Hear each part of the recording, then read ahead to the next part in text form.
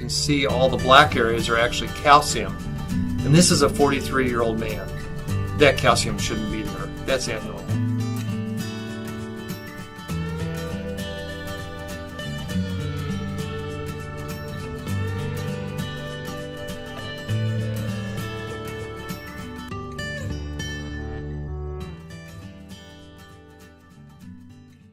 Grew up in Newton, Kansas, which is a town about 30 miles north of Wichita. Grew up in a little town about 50 miles north of here called Moundridge.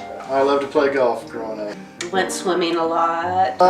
That's a good question. I just knew. I just knew that I just had to meet her and get to know her. And He'd follow me back and forth from class. He was always around. I could never get rid of him. And they said, well, what did you do? Did you call the police? I said, no, I married him. So, we have a 16-year-old. She's a junior named Madeline. She's a girl into theater and drama and dance. And then we have a 14-year-old boy named Drake. And loves Xbox, sports, history. Me and Dad. we'll watch football all day long. College football if you let us. Yeah. If she lets us. And scratch themselves. Yell, woman, get me something. Yes. Taking a breath, hold your breath. I was working with them on financial matters, and when they installed the machine, they called and said, hey, we've got this machine, we're tuning it up, would you like to come through? We'll do a cardiac CT on you. I sure jumped at the chance because I'd recently, wasn't too long before that I'd learned that my natural father had died at such a young age. So I went and did the test. So this is Steve's heart, and we're looking for calcium in his arteries, coronary arteries, and there's calcium. The white is calcium, which is the left main artery right here. It has a large plaque or calcium plaque right there.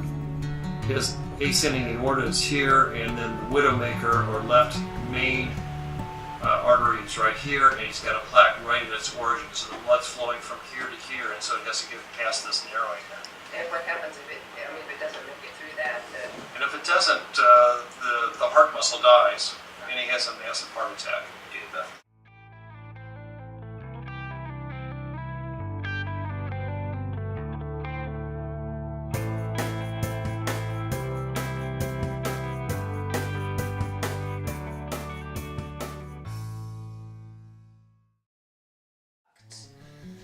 I had no idea that, and I don't think the cardiologist was expecting this either, that it would be so severe. And surprising that Steve hadn't had a massive heart attack, that he wouldn't have survived had he had a heart attack from as much blockage as he had. Think about raising the kids by ourselves, and it was so scary. I mean, they wouldn't let him leave the hospital. But it was very emotional sitting there by myself in a hospital room trying to write, letters to children that they might read, when they're 21 or whatever. It was very difficult. Grabbed, I don't know if it was the anesthesiologist's hand or somebody who was wheeling me in. Who said, don't give up on me, no matter what, do whatever you can. Don't let them stop. If my heart doesn't start up after you stop it, don't give up on it. And then he asked them, he goes, well, can you take pictures of me during the surgery? I'm not very fast, but I always hold in the back of my head that I'm probably the first one crossing the finish line who's had 6 bypasses, so I do a little cheer for me. Getting the cardiac CT started the ball rolling and ended up ultimately saving my life. I mean, I would have died, I'm sure, by now, because when you have no symptoms and you're 100% blocked in several arteries, your first symptom is going to be a massive heart attack that takes your life. I was told that by my doctor and my cardiologist. That's right. Kids, he's married, has a wonderful family, and he's alive. That's the important thing. Very true. We should thank him for saving my life. Well, I think we did come. Right after I had the test, he took me